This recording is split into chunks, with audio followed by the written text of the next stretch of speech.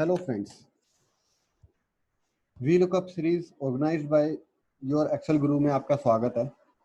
और आज हम आगे कंटिन्यू करेंगे हमारे अगले common issues in V lookup को।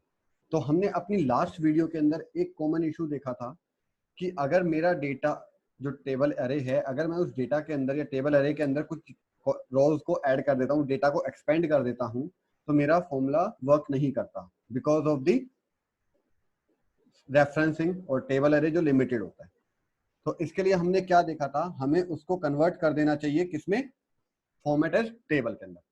आज हम अपना अगला इश्यूज देखेंगे, you need an exact match. कई बार हम गलती क्या करते हैं बेसिकली, जैसे हमारे पास एक डेटा है, मुझे इसमें से कुछ वैल्यूज कैलकुलेट करनी है, तो हम क्या करते हैं, वी लुकअप कॉमा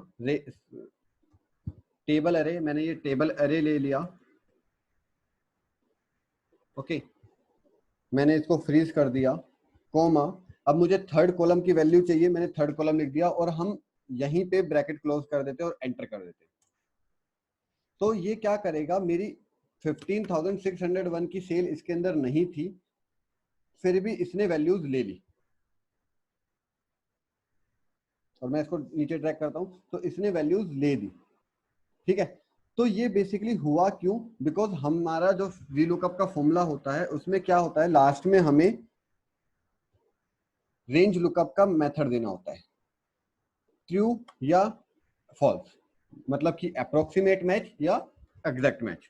तो कई बार अगर आप यहाँ पे ट्रू या फॉल्स लिखना भूल जाते हैं, तो वो कई बार ऑटोमेटिकली ट्रू मान लेता है और उसके अकॉर्डिंगली वैल्यूज दे देता है।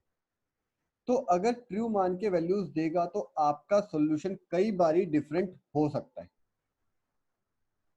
ठीक है। तो हमें ये चीज ध्यान रखनी है कि हमें जो वी लुकअप लगाते टाइम हमें एग्जैक्ट मैच हमेशा लिखना है।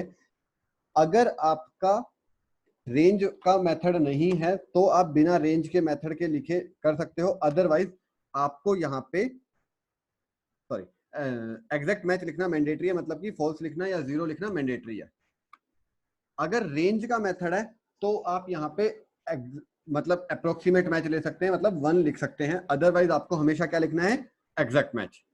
इसका इशू कई बार क्रिएट कैसे हो सकता है, मैं आपको एक छोटा सा एग्जांपल देता हूं। जैसे आपके पास एक डेटा है,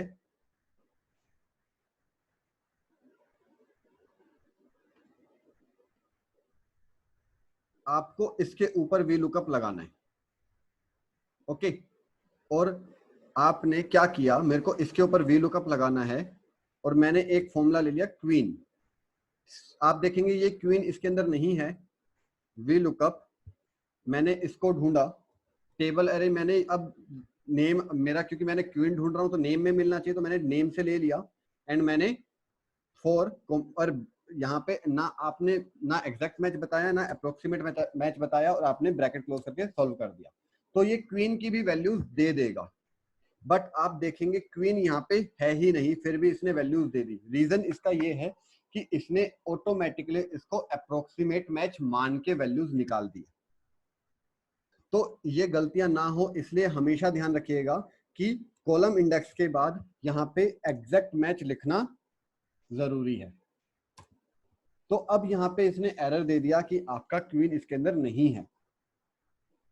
तो इस टाइप की मिस्टेक्स ना हो, तो इसलिए आपको ये ध्यान रखना है कि आपको अपना लुकअप, रेंज लुकअप बताना जरूरी है कि आप किस टाइप का मेथड चाहिए, मतलब कि अप्रोक्सीमेट मैच चाहिए या एग्जैक्ट मैच चाहिए, ठीक है। सेकंड हमारा इश्यूज हमने देखा था, हमारा इश्यूज क्या थे, हमारा तीसरा इशू था लॉक द टेबल रेफरेंस।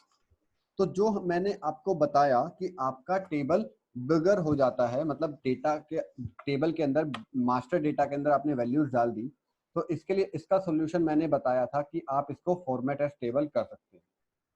तो अगर आप इसको फॉर्मेट एज टेबल करते हैं तो इन दैट केस आपको टेबल को लॉक करने की रिक्वायरमेंट भी नहीं रहेगी। जैसा कि आप यहां देखेंगे, मैंने वी लुकअप का फॉर्मूला लगाया, क्वीन पे लगाता हूं और टेबल अरे लेता हूं।